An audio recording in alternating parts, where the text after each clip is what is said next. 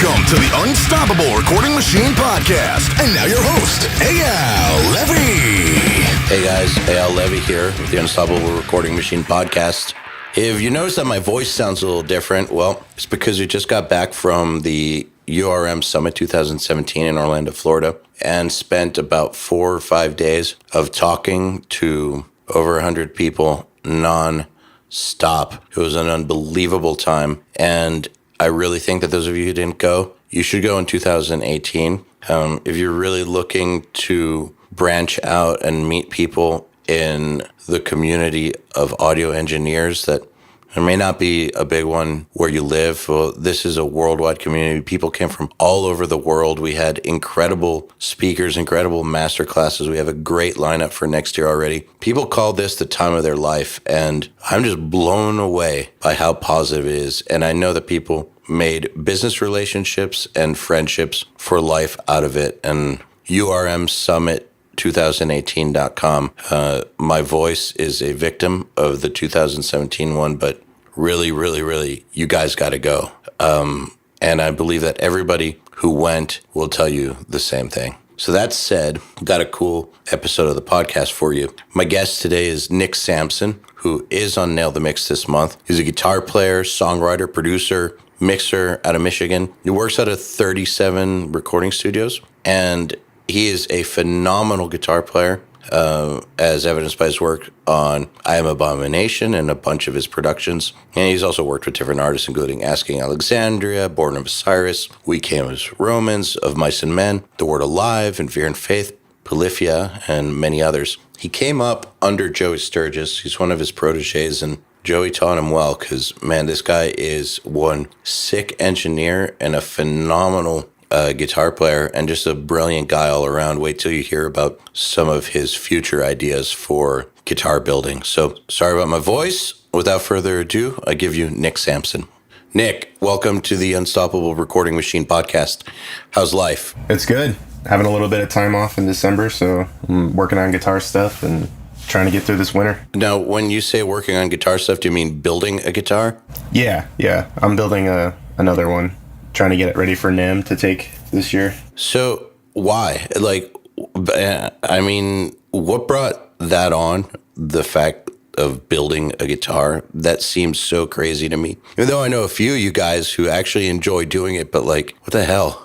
For me, it's kind of a natural thing to get into because I've always been into mechanical stuff and machines and stuff like that. And we have a CNC machine now that's real easy to well, it's not easy, but I've learned how to program it and everything. So building a guitar is more in the computer for me now.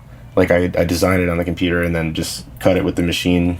And it's a lot more easy to get from idea to actual real thing instead of having to get a whole bunch of different tools that are traditionally used to build. So it's kind of a little easier to get a final product out of it now and more of a reality for me. So I just there's some cool stuff that I wanted to try out, and now that I have the machine and everything, I can do that. And, what?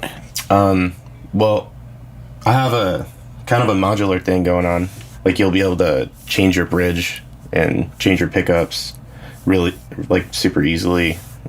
Change the scale length, change the string count, a bunch of other cool stuff that's going on. I'm also integrating some multi-channel stuff too. So. Hold on this modular stuff. Okay, so I haven't really been playing much for the past few years, so I don't know if this is normal or not, but is it normal? Oh, it sounds crazy to me. No, it's not. No one makes one yet. I mean, there are versions of modular guitars, but the only ones I've seen are ergonomical changes. You could change an armrest or make it easy to switch your neck or whatever, but no one's ever done it to this extent to where the guitar is completely versatile. That's so incredible, especially for engineers or studio guitar players, because I think one of the coolest things about having a studio that's long standing or where there's multiple producers involved is that you tend to have a ton of studio instruments, and so one guitar doesn't work out for a part, just go get another. But that's not the case for everybody. I mean, most people don't have, that the luxury of having 10 to 15 guitars just laying around. So this could really come in and solve that problem for a lot of people. Yeah. The way I've kind of always likened it is API's 500 series. When those came out, I was like super excited about that because I could have like a variety of different preamps or whatever in the same, box. And obviously the parts got cheaper as they were smaller. So it was really cool to see how that format kind of like spawned an entire market for these like modules, 500 series modules that you put in. That's kind of where I got the idea, was to do it like that. And now that there's like boxes with thousands of guitar amps in there, like the Kemper and the Axe Effects and all that, like, why not do it with guitars, Totally. And my question is, would the pickups that you can change out be proprietary, or will it fit normal pickups? The way that I'm doing it, it'll fit normal pickups. It'll fit whatever anyone wants to put in there. I'm toying with the idea of kind of releasing like an HDK when I get it all going, to where if people do have like their own CNC or are good with a router and like want a template to make the parts, like I wouldn't have a problem with people doing that.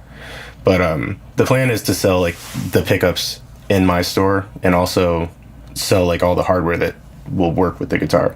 So it would be semi-proprietary, but I'm not opposed to the idea of having, if someone's got like 100 pickups laying around, they don't want to rebuy them, they just want to use them and they want them to fit perfect with the guitar, then I'm going to have options for that for sure. So if someone just wants their EMGs. Yeah.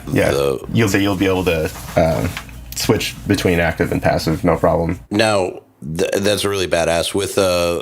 With bridge styles, are you going to have like floating and stopped and? Yeah. So like the challenge in designing it was making it fit the Evertune, because that's the biggest bridge that I've ever tried to, put in a guitar. And so like if it fits the Evertune, the way I have the design going, it'll fit anything. So that's how I kind of like determine my routes and everything. But it'll fit Evertune, fixed bridge, tremolo bridge, fanned, multi-scale, to where like every string has a different bridge, but they're in different spots for intonation purposes. But yeah, it's pretty versatile. Evertune is quite a surgical operation to get installed in a guitar. So you're saying that you're going to be able to literally just like put one in, like swap it out of 500 series. Boom, I got my Evertune in, good to go. Yeah, I actually have one guitar that I've used on a couple of records. We used an Era, Fit for a King, the Eternal Rain, New Rain re-release, a bunch of cool records we used it on already.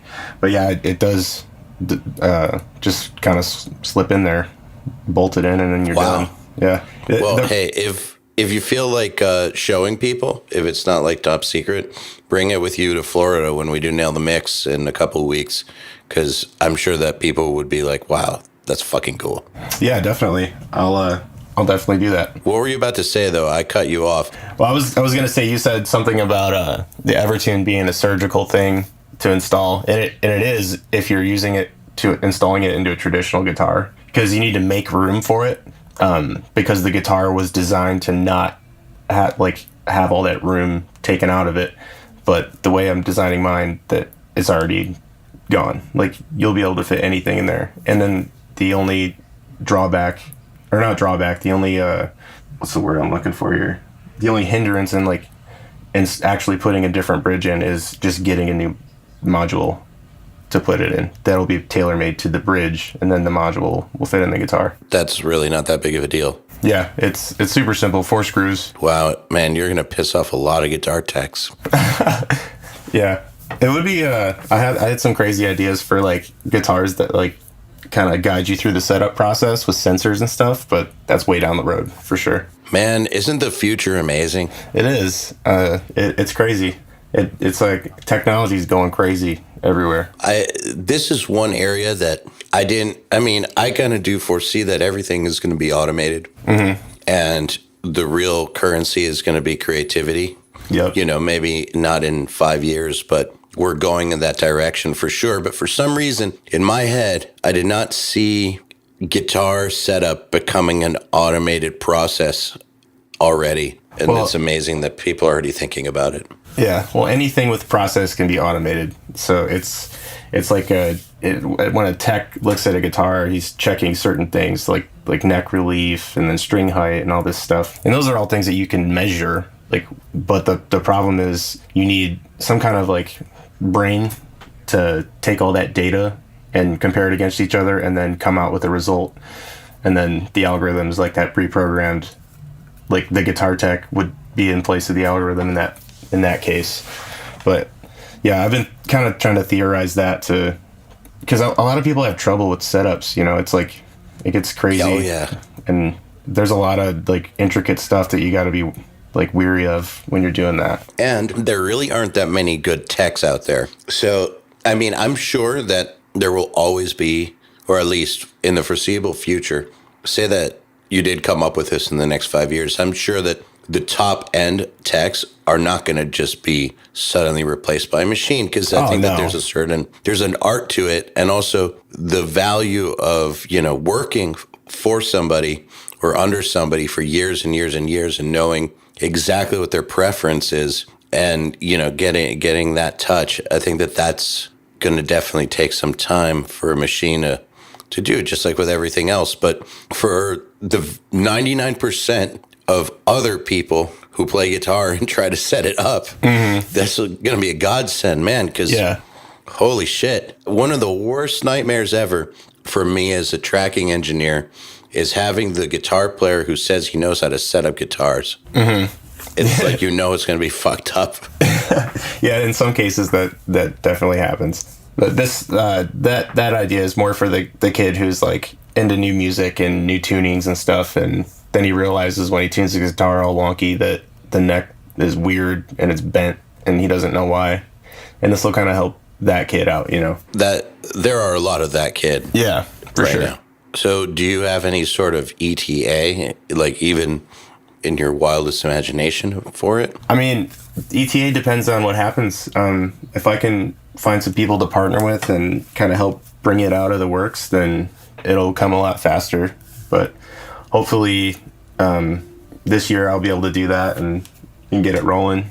I wish you Godspeed. Well, thank you. Now let's talk about you some. Lots of people know you both as an engineer, producer, and as a guitarist, guitar person, guitar everything. But what came first, recording or guitar? Guitar, for sure. I started playing at 12. So. Yeah, I was a little baby. Did you learn to record in order to be able to capture your own guitar playing? Yeah, that was why I started recording. Probably a few years. I mean, the first thing I ever recorded on was I had this like Digitech GNX3 multi-effects pedal thing. It was like super high tech at the time. Yeah, and it had a recording feature, and I would just like lay a riff down, and then you could like kind of overdub yourself and play over yourself and loop it. So that's kind of how I learned about harmony and like what modes worked with what other modes against, like for harmony and all that. And that obviously led to getting a computer that was capable enough to handle a DAW.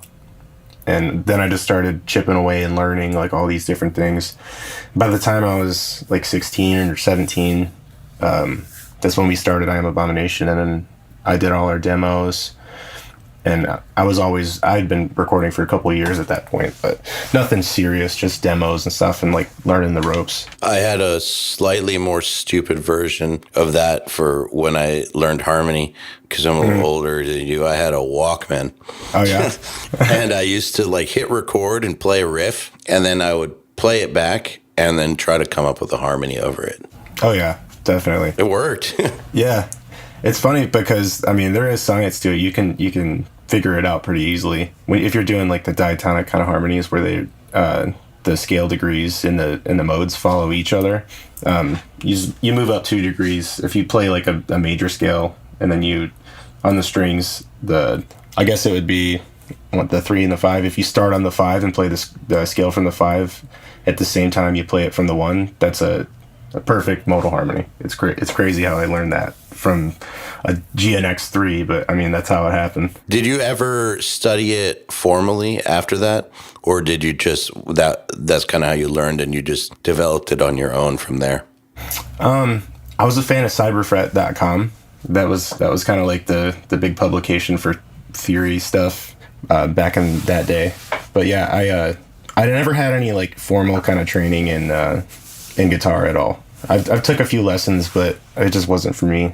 I was more comfortable in the basement with the dial-up Google and stuff. So that's what didn't you like about lessons? I mean, I guess I just kind of expected a little more, like a little more out of it. I was a kid at the time, so I was, going in there like, oh, I'm gonna learn how to shred in 2 weeks.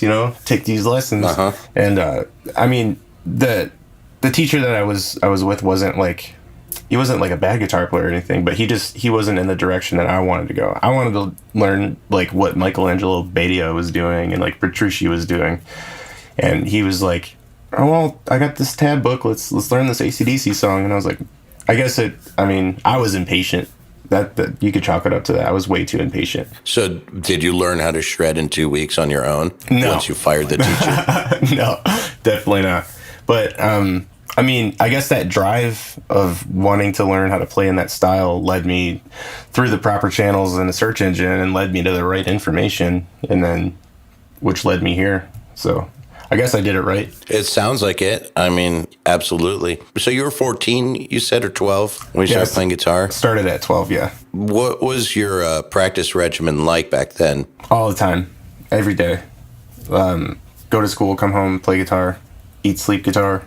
How long did that last? That lasted until I started touring with I'm Abomination, which I was 17. So probably about 5 years. And what about now? Do you still practice, or do you... I practice once in a while. It's nowhere near as much as I used to, because unfortunately the focus has kind of shifted from guitar as like a hobby to guitar as a job. So I try to I have other hobbies now, like building guitars and stuff like that. So I try not to sit and practice that much, but I practice every day at work because I always have guitar at my hands. But I never sit and drill stuff as much as I want to anymore. But I have a theory that after a certain point in your development, you really only need to do drilling every once in a while or for specific stuff. Like, I need to nail this solo on this part, and this one passage is a little bit out of my range. I'm going to drill this. But I feel like when you're leading up to that point of somewhat freedom, the instrument, you need to put in somewhere between 3 and 6 years of living, breathing, and eating it. Every single good player or great player I've ever known does that at some point. And hopefully it's when they're between 12 and 17 or 18 and have no real responsibilities.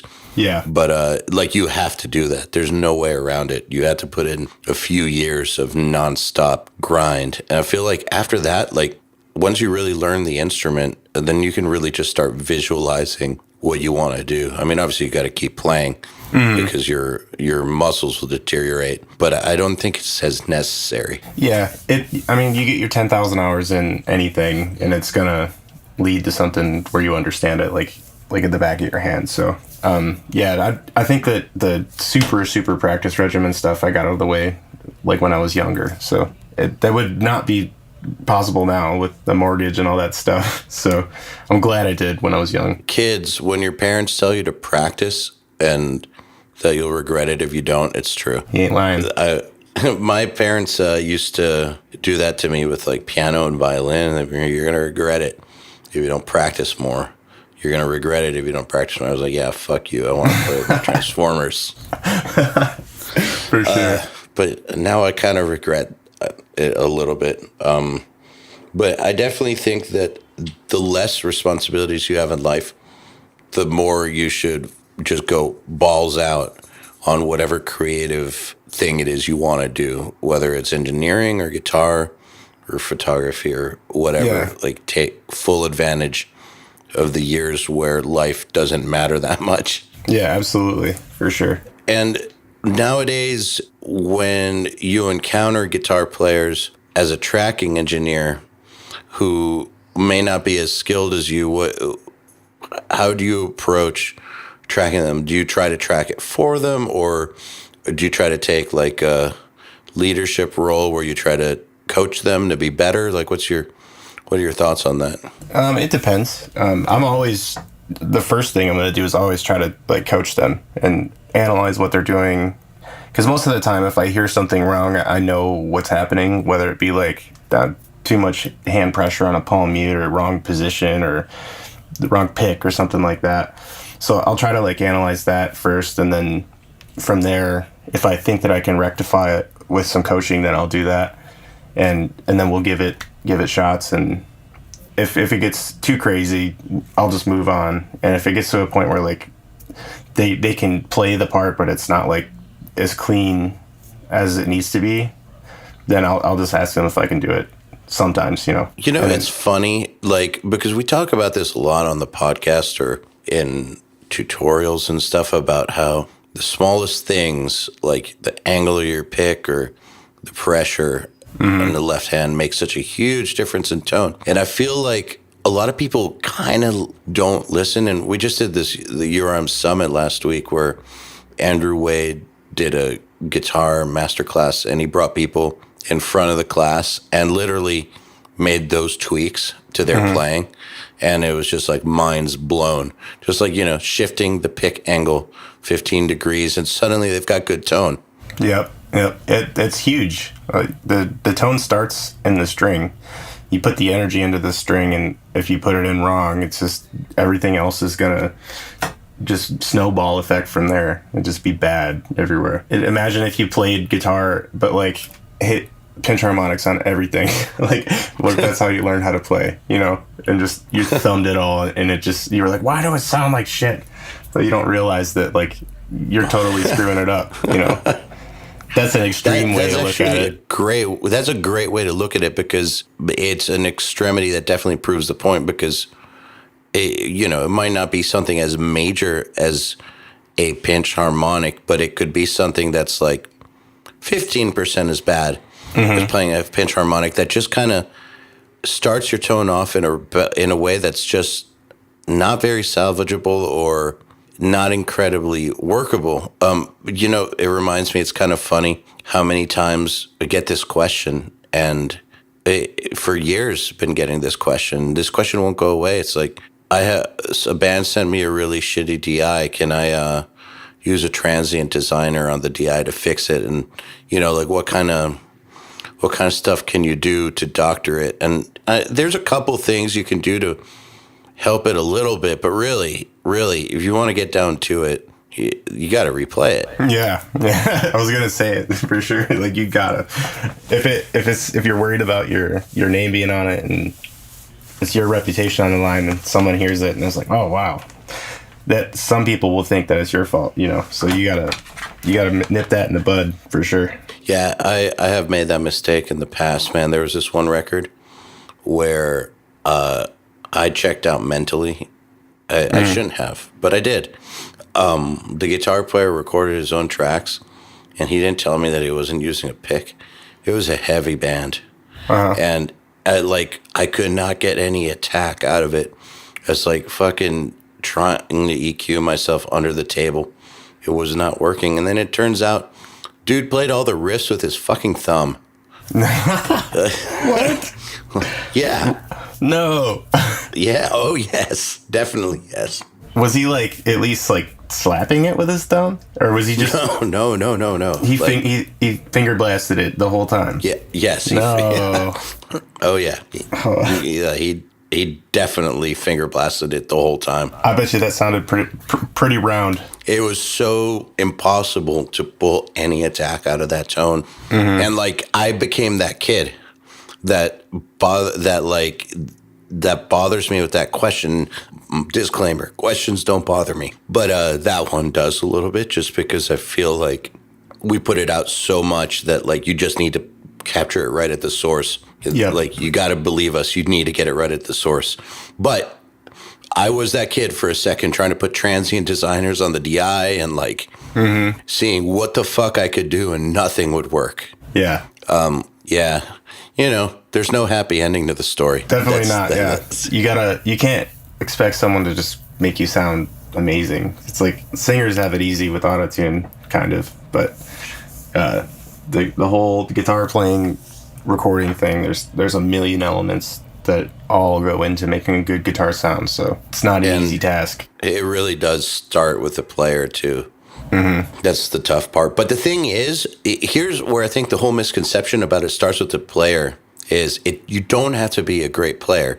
You just have to know how to hold the guitar right and play in time. Mm-hmm. Like, I mean, I'm not saying you can suck and get away with it, but there's certain genres of music that do not require you to be an amazing guitar player. Mm-hmm. But play in the pocket, hit the strings, with the right velocity on your pick, with the right angles, use the right pressure with your left hand. And that right there will make a massive difference. We're not saying that every single guitar player in every single band needs to practice 12 hours a day for 5 years straight to even hope to being good enough to be tracked on a record. Mm-hmm.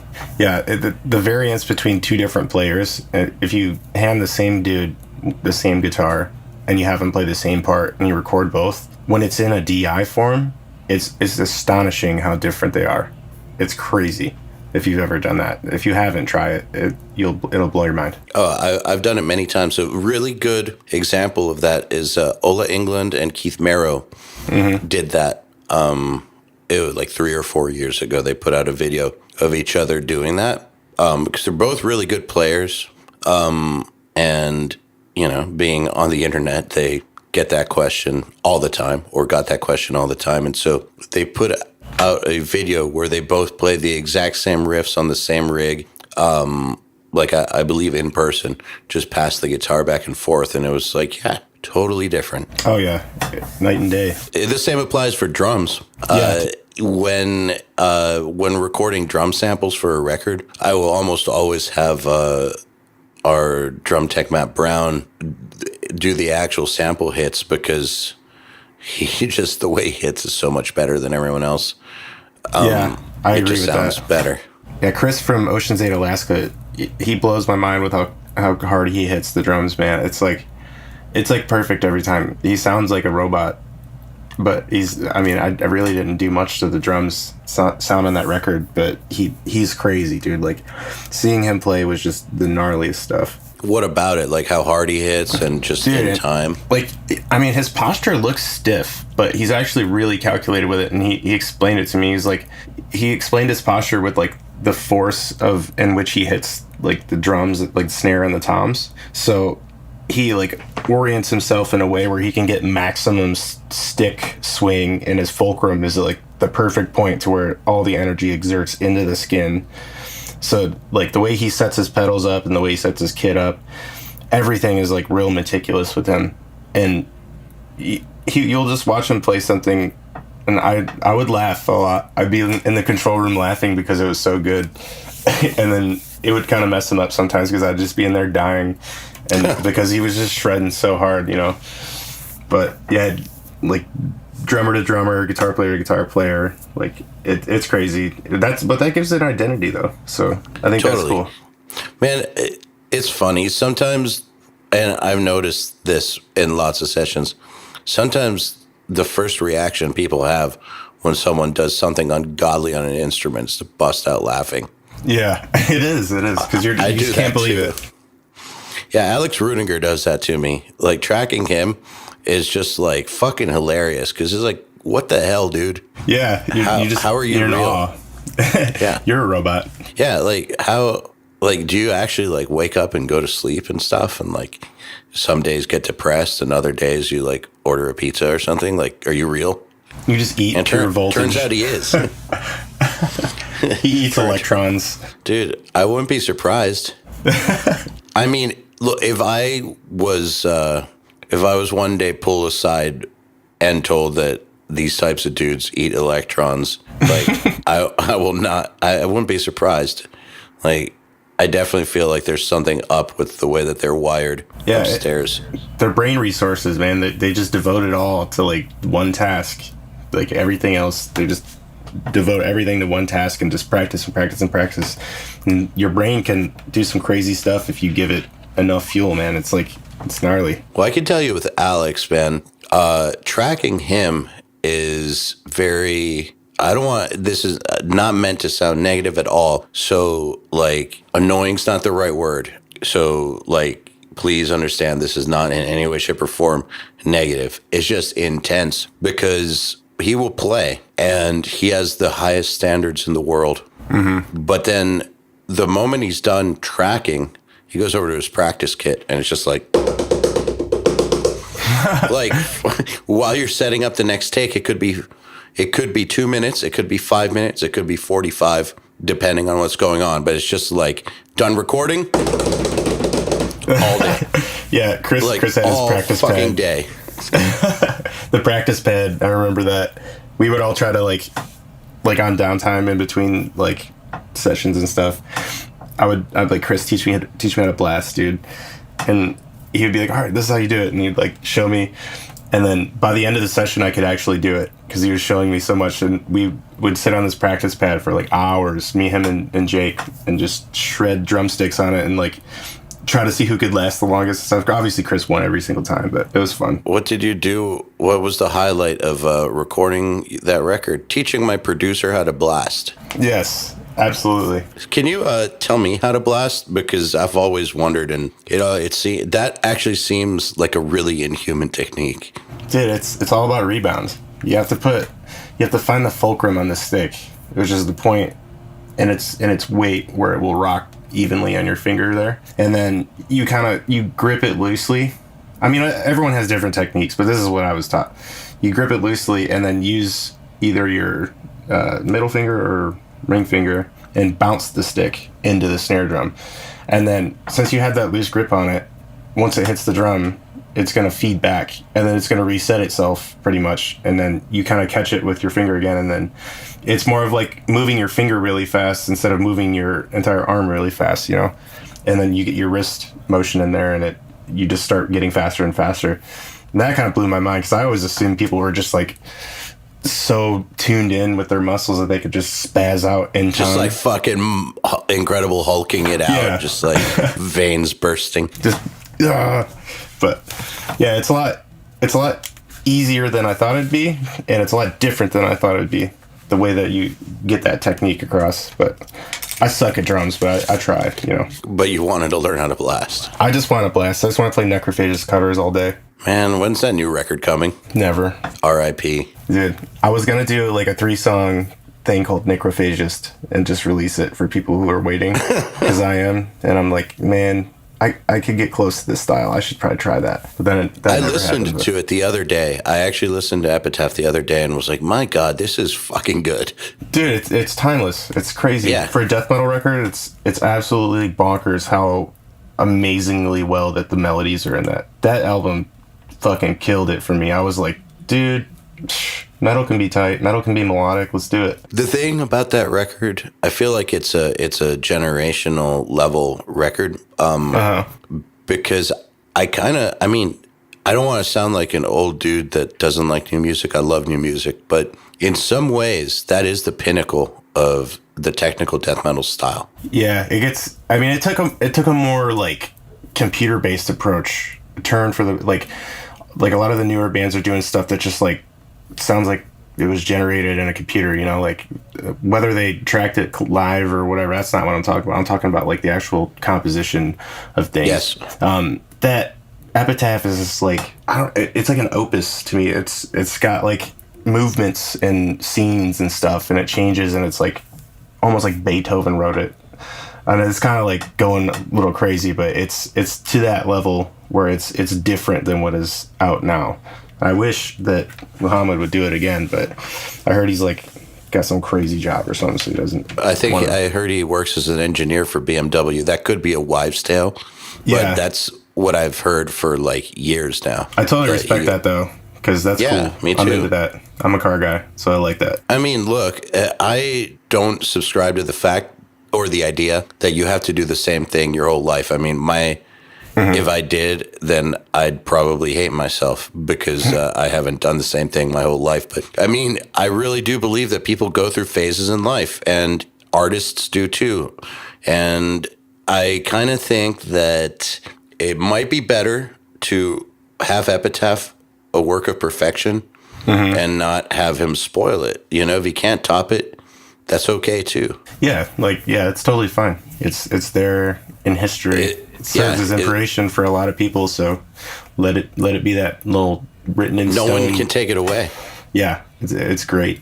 I need it on vinyl in every format, just in case an EMP hits and destroys all data. I just need it. I completely agree. You know, man, like you said about computer generated music.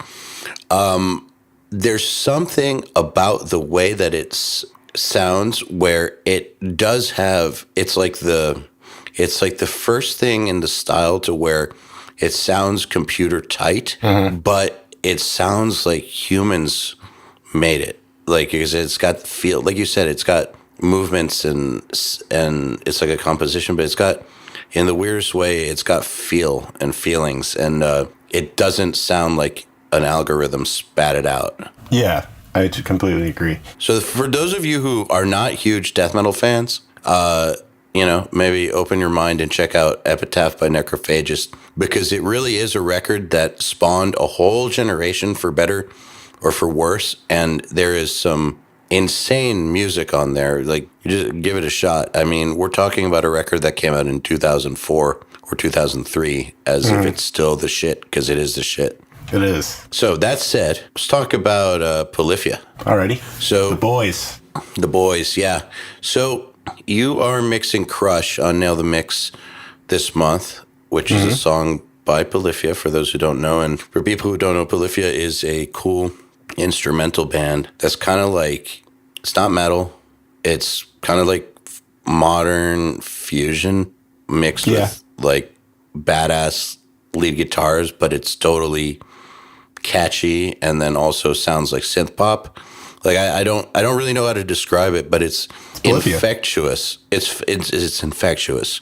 It's so catchy. Yeah, that was the plan. We back when I first found out about them, my friend Zach was on YouTube going through, like, looking at all the new stuff, and he found the video for Transcendence or Transcend. It was obviously, yeah, it was a Transcend video, and he was showing it to me, and I was like, wow, that's really awesome. Like, these kids are shredding hard. So I reached out to him on Facebook, and they were like, wow, we were gonna think about reaching out to you to record, and I was like, well, let's do it. And nice. I think they ended up doing like an Indiegogo, and then he came out, we tracked it, wrote it, and that was Muse, and a year later, or a year and a half later, we did Renaissance, I think, and that's the one that Crush is on. And real quick about reaching out to them on Facebook, was that a normal thing that you used to do, or that you do? No. To book? Which is weird. Like, I never do that. I never reach out to bands on Facebook unless I'm like, wow, like, I really want to put myself out there to, like I want to work with these dudes, so, like, I had to, or else, like, the universe might not have came together at that point. But sounds like the universe was conspiring in your favor, though. Yeah, it could have been, yeah. Well, I mean, if they were going to hit you up. Yeah. We both had the same idea, which was cool. What do you think it is about them and you that works? I think first of all, they're the boys. Really good relationship with the band. And I think it's just that we're so alike in our in guitar. I think guitar is like a centric thing, and in music in general, composition in general. They wanted to be. Tim said that they wanted to do something that was different. So, and I was like, well, how about we like take instrumental music and then format it in a way to where it's almost just like regular music with vocals, but we just do the vocal lines on the guitars, So he was like, yeah, that's sweet. Let's do that. And that's the kind of format that we always use to get into songs and get them going. Obviously, the music's evolving and always changing, so we don't like stick to rules. But that was the guideline for the first record, and loose guidelines for the second one. It was just to write the top lines, make the top lines dope. Those got to be there, Then we'll work the rest of the song. And like most pop songs are just vocal lines and a beat with like, obviously there's the rhythmic side of the beat and then the melodic side of the beat. But the vocal lines we do on the guitar for the most part, and then the bass and drums, and we add that, and then start fleshing out some of the synth stuff, and then we just build it up from there. That's really what sets Polyphia apart, I think, is that it's instrumental, but it's lyrical. It's Yeah. It's actually melodic, and I don't mean melodic in the way that metal people tend to think of melodic, which is like not actually evil melodic. sounding. Well, like I remember when like melodic death metal became a thing, and suddenly there were harmonies on guitars, and people were like, "It's melodic," but it's not, because it's just riffs that repeat over and over and over and don't vary. Like Polyphia have actual melodies that evolve and start somewhere and have a beginning, middle, and end, and they're catchy as fuck. Yeah, that's what something we don't like to compromise on is catchiness. It's got to be mouth riffable, you know. You got to be able to. I was actually going to just ask you that. I was going to just ask you, do you guys sing these parts when writing them? Oh yeah, and sometimes in a joking fashion too. Like we'll be sitting like on a break playing GTA, just mouth riffing, or just anywhere. Like there's so many antics that go on with them. It's so funny. But yeah, that's a big thing, is to get it to stick in people's heads. So whenever we're on a break, I'm always humming stuff. If it's good, it'll stick in your head. So then you'll know when you take a break and it's still in your head. You're like, okay, let's commit to that and keep it going. Man, one of the best techniques I ever learned from a guitar teacher actually was to sing or hum the solo while you're writing or improvising it. And 9 out of 10 times, the results would be just so much more musical. So much more memorable and nice, I guess. Yeah, definitely. That would be a good technique for sure. Just get your brain in tune with it and try to get in the same page. And I mean, the more you hear it in different ways, the more familiar you'll be with it, and the more chance you'll make a good decision on whether to change it or not. So, and also, if you're humming it, if you're keeping the singability of the line as a priority and the catchiness, it will restrict you from going overboard on the technical side and to, ruining it with technique, basically. I agree. Yeah. Like we definitely don't want to shred it up too much when you're trying to get it to stick in someone's head. I mean, there are some lines that people... Dude, there is plenty of shred on Polyphia stuff. Yeah. Aesthetic by BT Bam is one of those songs that it's like... That song always stuck in my head, and I was like, wow. I kind of like tried, when I did IAA stuff, I always try to keep that kind of vibe and like do that, because I think that the rhythm of that part is the catchy part, you know, and then it has, obviously the notes follow, but it's a rhythmic approach to writing a catchy riff, which is something that I try to focus on a little bit heavier. Tell me about that a little bit more. That's kind of like the complete opposite of the Polyphia approach, it sounds like. However, you still did sing the line. Yeah. It's like if you think about like hip hop songs or pop songs, you'll notice a lot of like popular motifs. Like in hip hop, sub hits, for example, always dots, dude. Boom, boom, boom. They're always like that. And I think it's for good reason though, because people have that like boom, boom, boom, that beat like ingrained in them, and it's just a head bobber, you know.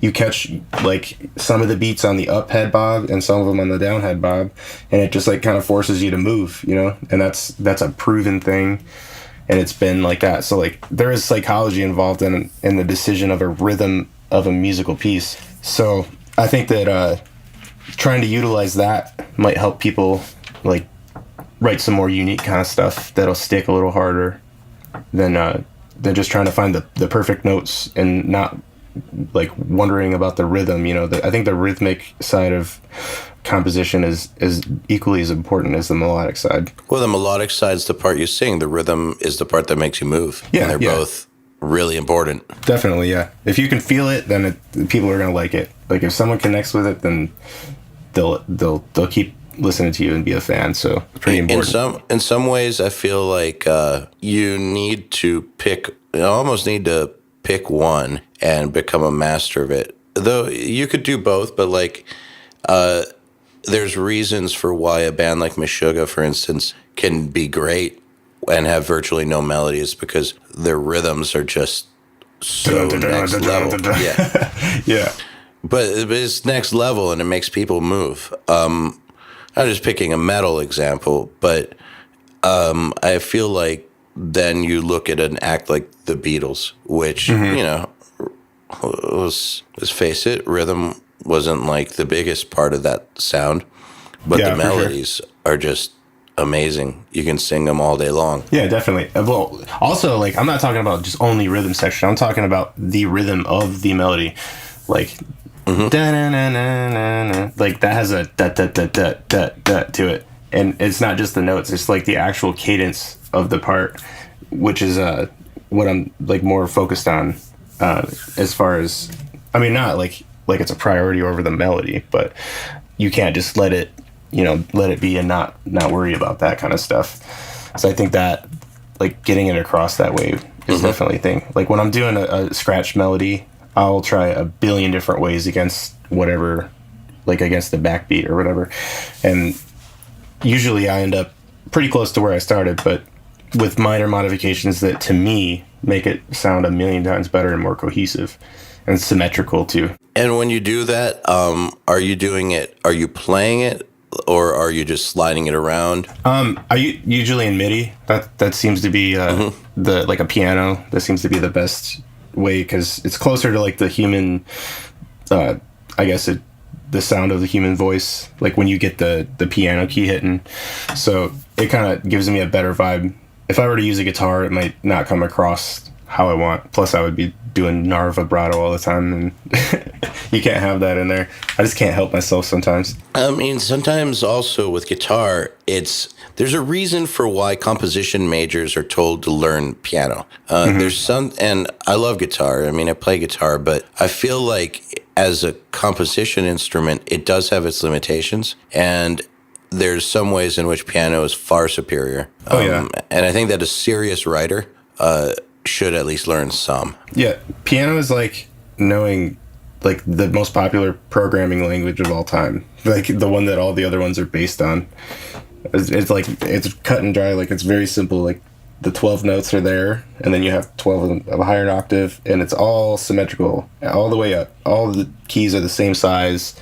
Like, they're the same distance away from each other. And with a guitar, by nature, the way you're dividing the string to get the certain notes, like, everything is, like, planned to get smaller. All the frets get smaller, and you have to worry about that. So, like, I think that's why piano players shred so hard, dude. Like, you have the reach. Like, when you're reaching an octave, it's an octave. Like, if I am trying to hammer on, I don't know, a root and a 5 down low in the neck, it's, like, kind of hard, you know. But if higher in the neck, it gets easier. But with a piano, it's the same everywhere. It's more consistent. It's also a lot to think about with guitar. So, like, you know, the same note will appear multiple times on the fretboard, and so it's not just that the distances between frets are different. Like, you got to take into consideration the fingerings, position, like all that stuff. Yeah. And while it's one thing when you're playing the song, it's another thing when not necessarily when you're writing the initial version, but when you're really trying to tweak a composition.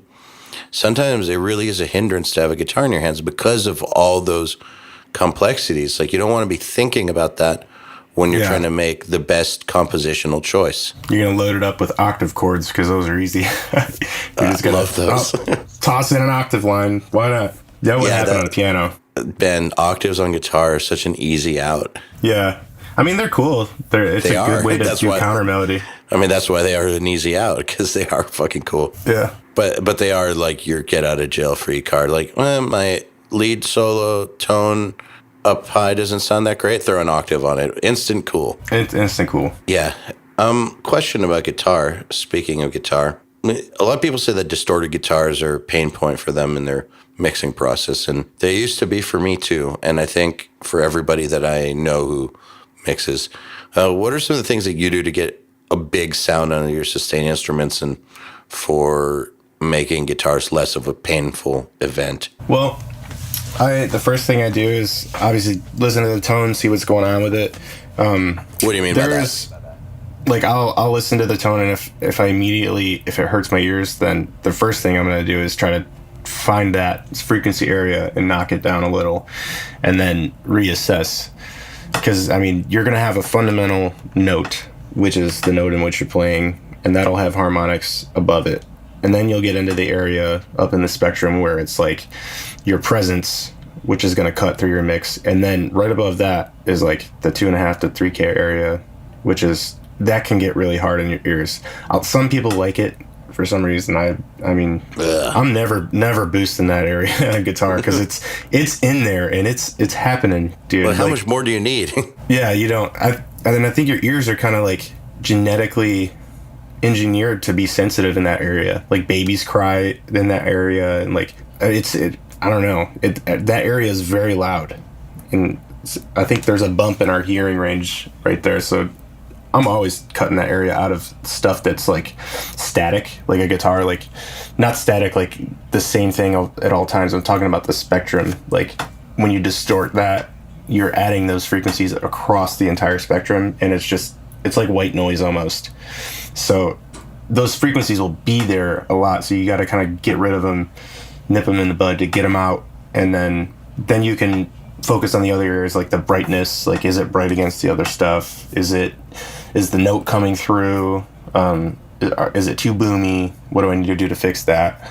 Like the first thing I would do is like definitely notch out that EQ, find the area that hurts, and then dump it down and see if it's adding or taking away, and make those decisions and then move on. Well, one thing that I think a lot of people have trouble with is when they start finding those pain points in those upper mids is not going too far. Like, because, when you start listening to distortion, you start hearing all the individual noise, and like it all becomes noise, and you can really easily just drive the car off the cliff and like totally neuter it and just over EQ.